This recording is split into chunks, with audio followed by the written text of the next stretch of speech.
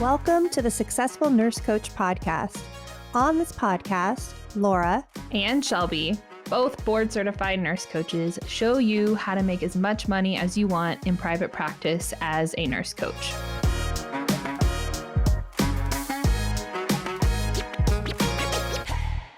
Hello, and welcome back to the Successful Nurse Coach podcast. It is the dynamic duo today here, and we're coming in hot this morning, team. This is going to be a powerful and quick episode about this phrase that I have been hearing for like the past 2.5 weeks in every single one of my mentorship calls. I want people to come to me. I don't want to reach out to people. I'm over it. I wish people would just come to me. We're going to break this down, and this is going to be a bit of a hot take. And I also want to call out in the beginning of like, this episode is inspired by many clients that I am personally supporting right now. So if you feel a little singled out, I promise that there's like 7 of you that are navigating this thought. And I don't mean to unintentionally put your circumstance on blast, but it's a conglomeration of a few of you at the moment. And I want to say it because, I mean, of course we want people to come to us. Of course. Have you ever met anybody who's made money first with people coming to them? Yeah, no. Never. Not one time. Never Not even heard one. a story. It's like a fairy tale that doesn't exist that our brains make up. Yeah. I think that there is a stage within your business to where you can facilitate where you can facilitate systems to allow people to find you and come to you and get to know you 100%. And we'll talk a little bit about that too. But this is just like a honey trap for nurse coaches. Of like, you see an ad of, I can help you upgrade your website, or I can do your social media to where people find you and come to you, and not or have 10 qualified high-ticket leads delivered to your inbox every single week. And if you don't make money, we don't make money. It's like, I see those. And even in the stage of business we're at now, I'm like, is there some magical thing that we have not learned from over $300,000 of support? And it's just really great marketing, and it's really hitting. And if you read those and you're like, yes, then this is who we're talking to. Because if that marketing is working on you, then this episode's for you. And we get it. I get it. Shelby and I are doing tugboating right now. We've launched Nurse Life Coach Academy. We are messaging people. We are emailing people. We are texting people. I've been in my office since 5 a.m. doing it this morning. And this is 6 years into my business. So any new thing that you do, you have to create momentum, and it takes this kind of work. You can't get around it. I think there was one season of our business, Laura, where we had too many leads coming out of our ears, and it lasted for about 9 months, and then it stopped. And you know why it stopped is because during that time we were so overwhelmed with intake, like champagne problem, team. I'm not complaining, but we were so overwhelmed with like, can we even get all these people on an application call to interview them, to qualify them, to put them in groups? Can we? Like that was our biggest to-do list and most important thing, but we didn't do any connection. We didn't do like any like direct outreach, belly to belly. And I'll be the first to admit that like my ego got the best of me there. It was fucking awesome. We didn't have to do it. Like we had a wait list just a mile long, but the connection side of our business slowed or slagged for 6 to 9 months. And then we paid the price for that very, very dearly. On the long term, right? To where we had to switch gears again and really dive back in and be building personal relationships with people. Yeah, and serving. Yeah. And like so this applies to the coaching world, of course, but I'm also reminded, I wanted to bring in an outside story too of other small business owners, other holistic practitioners. And I've been seeing this chiropractor for like 2.5 years. He's a magical wizard. And I've watched him scale to where when I reached out to him the first time, he was the one who booked my appointment. He didn't even have a receptionist. He was doing it all manually, texting. Like his cell phone number was on his landing page. And that is how he booked all of his clients. And I've watched him scale his business for the past 2 years. So much so that has like a 2 to 3 week wait getting in. You have to really plan ahead to see him. And he brought on another chiropractor into his practice. And he took 6 months to train him. And then one day I went to an appointment and the other chiropractor wasn't there anymore. And I asked, like, where did Dr. Colby go? Like, I really liked him. I hope you didn't get rid of him. And he goes, oh, nope, he's just ready to be on his own. And he's out shaking hands and kissing babies to create his own clients. He's out in the community right now, making sure people know that he is here. Like, he operates under my umbrella. He operates under my business. Obviously, there's some leverage there. But he is like, my clients are my clients, and he's going to go generate his own. And I didn't see Dr. Colby after that. After to go kiss babies and shake hands. And so I think that this is the challenging part. This is why most people quit. They don't find a way that works for them. They don't find the language that works for them. I promise, team, in the long run, building deep connections, personal connections with people is the more lucrative, long-term, sustainable solution. It is what allows you to have referrals in the long term. It is what allows you to build a community, to build an audience, to build a following, if that's something that you're interested in. Like, connection, being human with people, 100%, I would choose this route every single time. Yeah. 100%. Yeah. Usually, Let's go on a little tangent right now, because I want to, and these are for all of our mentees in their first 6 months who are echoing this. And usually within a group, if one person echoes it, everyone's like, yeah, me too. This sucks, and it's group dynamics. And then we have a big pity fest over this reality that we didn't think we were going to have, that we were going to have icky feelings and do it anyway to prove that the icky feelings were actually false.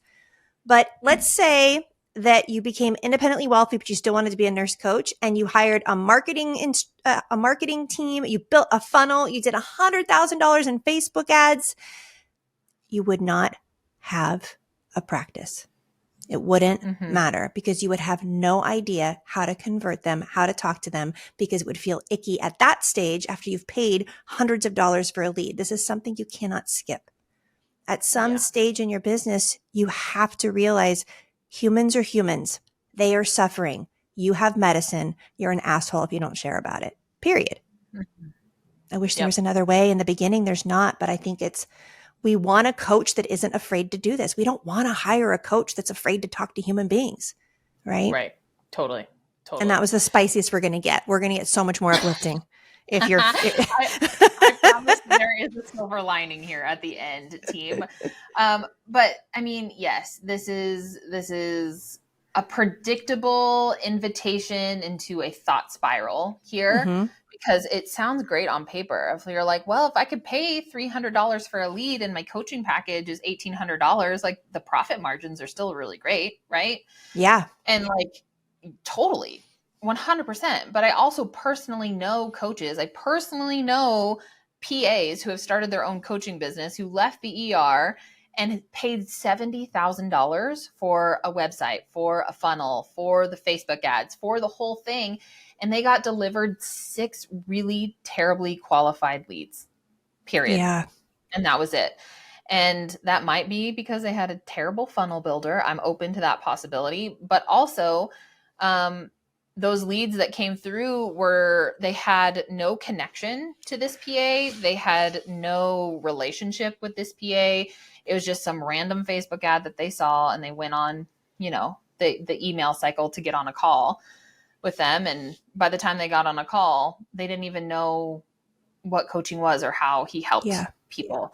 And so that's also really painful, to spend $70,000 and not get any return of investment. And then to realize, well, I just got to start with people who I know. Yeah.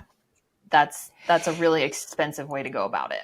It's ludicrous, because it's like saying, I want to be a mathematician and I'm going to hire a $70,000 tutor to teach me calculus, but I haven't learned how to do subtraction and multiplication. There are foundational skills that you need that are only built through this process and through facing the difficult thoughts and emotions that arise. And whatever your brand of that there is, just know there's thousands of people behind you who've overcome it, and there's no way around it. And when we start to think that there's a way around it, we really start to screw ourselves, because we go looking for something that doesn't exist. Now, here's the thing. Shelby and I have been doing this full time for a long time. And I am always open to doing a podcast and telling you guys that we got something wrong once we learn something new.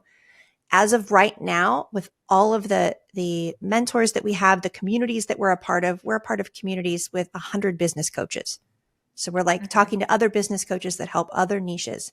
There's no magical solution that I'm aware of. Like, it's just how fast and how quickly can you fail and go through these difficult emotions and change your thoughts about them and get into service mindset. And then it's really just finding a teacher whose style of the knowledge transfer that you can actually absorb and take action with. That's really the only variation that there is. Yeah. It's also really easy to compare your page 1, meaning your first 6 months of business ever, to somebody else's page 15 when they've been in the game for 15 years too. I still do this to where Me too.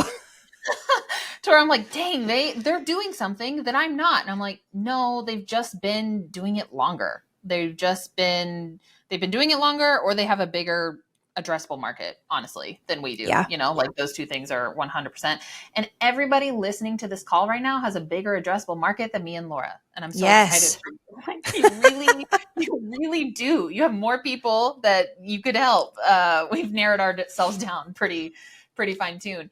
But so I want to speak to the icky feelings really quick of what could lead you here, just so that you guys are aware of it. So I hear a lot of the overwhelming icky feelings that people get whenever they message people. And usually whenever you message people, the ick doesn't happen if people respond and book a call, right? Because then we have positive proof that, okay, yeah, this works.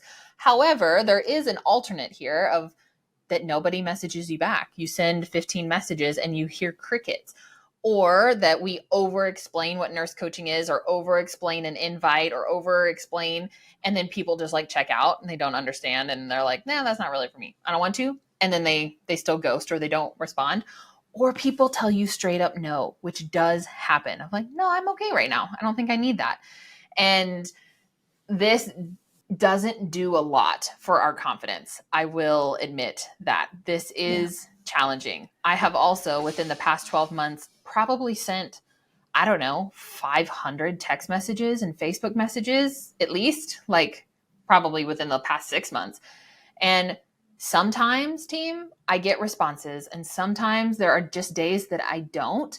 And what I have learned long term is that I'll usually send a couple messages, even if people don't respond, a few months apart. And I don't know, 75% of the time, people are always like, oh my God, I meant to respond to this. I just forgot. Yeah. Or, oh my God, I didn't even see this message the first time. Where did it go? I'm so sorry. It's an easy opportunity to make up a bunch of stories about how you suck, about how you're not good at this, about how people hate you, about how they don't like you. It's a really springy diving board into the darkness here. This is, we talk about mental masturbation, and I know a lot of you really like that term, or some of you cringe every time we say it. And I remember my first coach, I actually going to meet with her this Friday. I love her. And she said to me, Laura, what does it mean when people don't respond to you at all? And I'm like, I don't know. And she's like, nothing. Yeah. It means nothing until they respond. It means nothing if you contact them 100 times and they don't respond, because it could be one digit off, or we could have a wrong email. There's 1,000 reasons why, and you do not know until they respond. Everything else, you're just making up stories and creating your own reality. And so if you want to suffer, make up the story that everybody hates you every day, all the time. And we can't do that. And if we're doing that in real life already, then this just amplifies that, and we get to work on that too, you know? Yeah, we get to clear the cobwebs. Yeah, and really the easiest way to let yourself off the hook here is try to go for neutral. Don't try to spin it to be positive and be like, it's fine, I'm fine, everything's fine, because that can be a little bypassing our experience. But the phrase, it doesn't mean anything, is more believable to arrive to a neutral place to where we don't have to make it mean something awesome or something terrible. Just, it doesn't mean anything. It doesn't mean anything at all. Yeah. Okay. Ooh. Second feeling. Oh yeah, go ahead. One day we'll have to do intention objection with everybody around this. This would be a good one. So just note for later. Carry on. Okay. All right. Second feeling here is that if you have this underlying belief of like, I don't know what I'm doing, I don't have any confidence in what I'm doing, we usually tell you like, okay, go coach some people for free to gain a sense of how you help people to boost your confidence. Again, easy pitfall when people say no, or they won't even say yes to a real call. I have a couple of mentees right now who are checking all the boxes. They're doing all of the right things, but people are saying yes, then not showing up, or they're saying, oh, but maybe in a few months. And like, we just can't even get any coaching hours under our belt. At this point, team, go coach your husband. Go call your best friend and call in a favor. Like, if you are in this boat, call anybody and get a coaching hour under your belt to shift your perspective and serve humans. That can be the most powerful antidote for this particular situation. Or else it's like a chicken and the egg of like, I don't have any confidence and I can't coach, and then nobody will let you coach them, and so then we don't have less confidence and we just like sink to the bottom so fast. And this is uncommon. This doesn't happen very often, but again, it's a easy opportunity for the thoughts and the feelings just to freaking rage and be consuming here. Yeah. And we've seen people go from the depths of despair that Shelby is describing to making $100,000 in 12 months. So because your journey might be starting out like this means nothing about where it's going. It just means that there's a sticky point in your personality, or from your past, or in your nervous system. There's a particular challenge that's just bigger for you than maybe other people on this one thing. And once we clear this one thing, the road is open. And I've seen this. And so over and over, I want you to hear me and Shelby's voice saying, nothing has gone wrong. This is totally normal. Nothing has gone wrong. This is totally normal. And the only way it doesn't work is if I quit. I have journal entries from my first year of business, Laura, where this is so cringe, but I have journal entries where it is like a serial killer writing in my journal. And I'm like, everyone hates me. Nobody says yes to coaching. Nobody even cares about coaching. Nobody cares about their health. Everybody's just on autopilot. And like, I'm hating and judging everybody that has been the past like 2 weeks. It was incredibly frustrating. I remember crying just like hot tears, like writing that in the journal of like, this blows. I don't want to do this. Why am I doing this? Maybe my job wasn't that bad. Maybe I should go on Indeed. Yeah, totally. And I think it's important to like be with those feelings. Yes. Like I really, really do think that it's important to like acknowledge where we're at. And also, I stopped working that day. I went to bed that night and I got up the next day and I did it again, right? Like it wasn't an exit ramp off of my highway for my vision. It was just a speed bump in the process, and it wasn't my invitation to quit. Right. Oh, I remember going to my office and having like 4 hours in my office with my nanny, and coming into the office and turning on like the essential oil diffuser, and in my beautiful office I spent all this money on, and I sat down and I was like, I'm literally playing Office. Like, I have nobody's coming. Like, I'm just like Evan would be so pissed because I'm just playing Office. I got dressed up for no one and nobody, and I don't know what to do. And maybe I'll listen to a meditation and just lay on my fuzzy carpet. Like, totally normal. Next week, randomly had 3 or 4 people walk into my office, or like messages, and I was coaching again and had like a $5,000 month. Like, that's how close those two events can be in proximity to each other. But without the experience, holy smokes, it feels like a one-way ticket to terrible land. And you're wondering how you even got on the journey, and you're pissed at me and Shelby for talking you into it. Yeah. You know? For sure. Yeah, 100%. Yeah. Man, there were so many times in my first year I hated my coach. Simply. I'm like, you're crazy. You're delusional. I don't get it.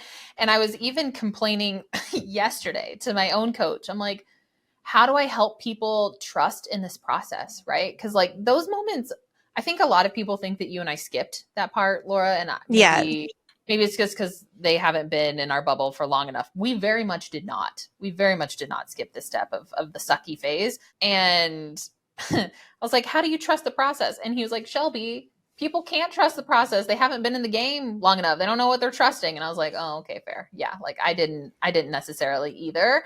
So there is this perspective that comes with time. And until you have the time under your belt and you have a few highs and a few lows, and you can be like, oh yeah, I remember when I was in this last low, this is what I did to get out of it, this is what was helpful, blah blah blah. We're kind of just enduring it. Yes, there's a Until lot you of have, endurance involved. That's a yeah, great word. until you have more time under your belt. I think if I'm really honest with myself, I had an intuition that my husband was going to be fired. And so for me, there was no other option. I just had this like wind behind me that was like, this is going to work no matter what, because it has to, because I had this sense that, and it was probably COVID is what I was sensing back then, but I just had this sense that things were going to change and like we needed to earn money and both of us would have been fired. And well, he was, but both of us would have been fired at the exact same time with no other options as a nurse and a fire captain, an EMT. And so I think I was blessed because that was the wind in my sail. I just endured. Like it was a suck fest for 18 months. My older sister came to visit me and she said, oh my God, do you remember how miserable you were? And I was like, no, I don't like remember like regarding you. I knew how miserable I was inside. I didn't realize it was that evident to you all. Whoops. Yeah. I think you and I both had the right amount of delusion to get started. Fair. And in the beginning of this, it had to work. And even now I still have the same mindset of like, I don't know how it all shakes out, but like it has to, right? Like it has to, because I'm willing to do anything for it. And, I mean, that doesn't mean that even within the past 7 days alone, Laura and I haven't been facing the darkness again, right? Like it's a different shade of dark, but like it's still here. And like this is what we speak to all of the time of like the journey of entrepreneurship is a wild one, and it pays off. Like the reward is so good. It's like highly addictive. The reward, the impact, the lifestyle that you get to have. And also it means that you have to be willing to like sit in the shadow of it. Like that's just the reality of it. Totally. Yeah. All right, team. Last little icky thought feeling here is that whenever we are reaching out to people and if they're not responding, it can be an energy suck, like genuinely, truly. I don't want to downplay that at all. And I do think that there are a few personality types that experience this energy drain, I guess we can call it. Me personally, I don't mean to brag, I have the perfect energy type for outreach. So does Laura. Like if you're into human design, being a generator, we have tons of energy. We are inviting, we're warm. Our auras are just like naturally pulling people in. And still some days, I still don't want to do it. Still some days, it's still not my most favorite task. And still some days when people don't respond, I still make up a story about what this means for me, our future, and the health of our business all the time. Yeah. But the bottom line is that I have enough awareness now to where like, okay, if I'm feeling this way, like shake it off, do something else. Now's not the time to be doing that, but know that you have to come pick it up again tomorrow. Like there's not this huge delay, this huge lag to where I get to pick it up next month. It's like, nope. We get to set down that thing that's not working today, do something that does feel productive, create a little momentum, and then transfer it back into the direct outreach game. Direct outreach is how you learn to surf, and you will be catching waves for the rest of your career. Totally. Always. And so you have to learn to surf. You can't just get dropped in by, like, you have to learn to surf. You have to let the waves crash you so that if you get totally crushed by the waves, you know you're still going to be okay. You're going to pop up and you'll get back on the next wave when you can. And this is entrepreneurial resilience, and people want to hire nurse coaches who are resilient. So there's like so much good work to be done in enduring this and facing this and facing it head on and not being afraid of it, of letting it all happen and sharing how you feel with your colleagues. We can be crashed on together, and it's a little more fun than all alone, but we can't not get crashed on. It's just the Yeah. nature of being a surfer. 100%. 100%. And I think too, like whenever we're connecting with people, and again, I'll say it for old time's sake of like connecting is connecting. Connecting is not inviting. Sometimes connecting and inviting happen in the same breath. And most of the time it doesn't. Right. So like whenever people, for example, whenever someone reaches out on our website with a question, I always respond with like, hey, Sally, like I saw you reached out on the contact form. Are you interested in opening a private practice? Right? I'm not making an invite. I'm not offering a call. I'm not even inviting to a workshop, right? I'm just genuinely connecting, like getting a pulse on what's going on with Sally. Yeah. What does she need? What resources do I have? And like, how can I go from there? I do think that there's a little bit of strategy here, depending on different energy types of like, if you are meant to inform people, if you are meant to be invited into people's life, like I think that we get confused about that of like, how do we make people care without being pushy about coaching? But it is our responsibility as the coach to make people care about the coaching, to paint a picture on how coaching can help. And sometimes that requires more education than others. And that's where the long game comes in, right? And showing up consistently and doing consistent workshops and being in your community consistently is helpful. But most people don't care about coaching right off the bat. Like maybe 2% of people care Right. instantly about it.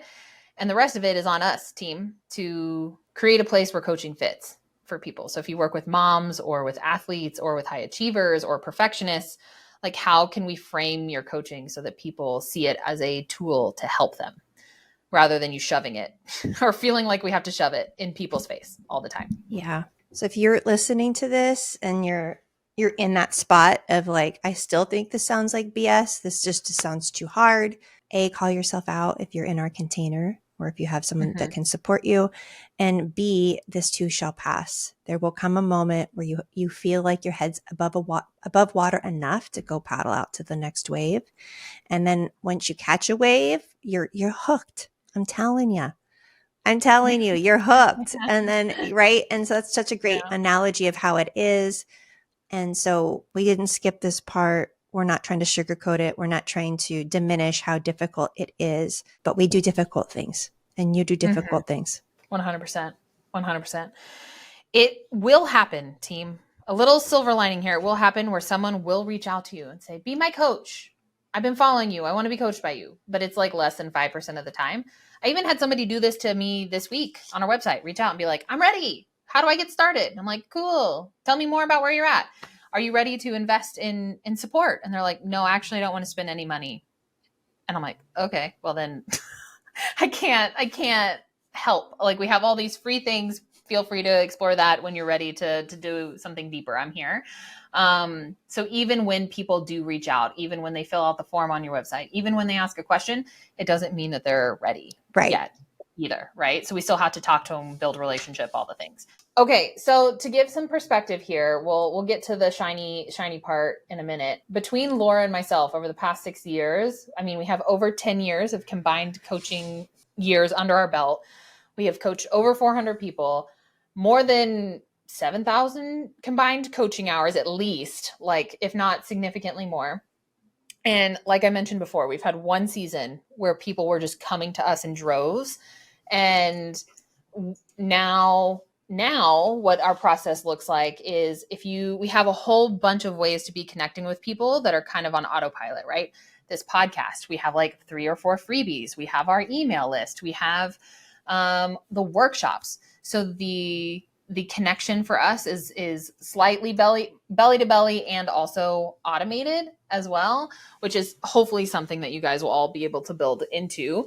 But before my practice looked like that, I've gone back to my Google Calendar in 2019 and I've looked to where I was connecting with 100 people a month, not inviting, but just simply connecting with people online, inviting about 20 or so and having 8 to 10 new calls every month. Those numbers aren't particularly impressive. and I had 7 paid clients my first year. So 120 calls for 7 clients. And I did not have really adequate training, to be honest. I probably could have had a higher conversion rate with better like proposal training and stuff. But with our training, it would have been better, which is why we created what we created. right. Yeah. But like that was my reality in year 1. But even now, 6 years later, when people download the freebies, when people ask a questions, they're getting direct text messages from me or you, or an email or a Facebook message, like after a freebie, after a workshop, after they join the Facebook group, all of it. Like, we are very diligent about the follow-up process of connection. And we have touch base with over 2,500 people plus at this point. Now that we've brought the heat, let's like shine a light into the future here on let's ease up and tell you guys what to do next. So step 1, pick a route of connection and stick with it. In person, online, whatever the game is, I want you guys to play it. And again, a reminder here that connection isn't always an invite, right? So step 2, and this is important, you have to believe in coaching. The process of coaching, the modality of coaching, you have to believe that it works. And if you are someone that's like, my life hasn't really been altered by coaching yet, I would encourage you to lean in and either hire a coach or play full out and vulnerably in the container that you're in. You look like you have something to add. I have to go. I have a coaching call right now. All right. You jump off and I'll finish. All right, guys. Shelby's going to leave you with the I have upkick. one more point. I have one more point here. All right, team. So last bit here is that you need to be coaching often, right? If you haven't coached in 2 weeks, pick up your phone, call your best friend, ask them to do a pro bono session, go back to your pro bono clients, ask them to do 2 more sessions with you, take the pressure of a proposal off the table. But like, whatever you can be doing to be coaching within the next 7 days would be the priority. This keeps up your confidence, it keeps up your skill, and it prevents you from that like gnarly thought spiral that we were talking about earlier. All right, team. So the 3 steps: pick a route of connection and just double down on it. Believe in coaching, believe in the process, playful out in your own containers, and be coaching. Those are the 3 things. That is all you need to be focusing on right now. And I know that this episode was a spicy one. I know that this was a direct episode. I just want to be very clear on what's necessary to set up your practice, to get it going, and also to offer hope that it isn't always this grind. It isn't always this like tooth and nail battle with yourself, that it does get better. It does get easier. There is more perspective. The connection piece gets easier. We find a way that feels good, that feels in alignment, whether that is workshops or retreats or in-person events or showing up online. Like, all of these options, showing up in email, whatever your mode of connection is, we can get really, really good at it to where it is fun to show up to. But if you are in your first 6 months to a year of business, we're very much still in the process of throwing spaghetti at the wall, creating consistent income for you in the hustle of it all. All right, team, let us know how this lands. We have so much love for you, and we want to keep it real here always. Come find us in the Facebook group if you want more support or if you have questions, and we will see you later. Bye, team.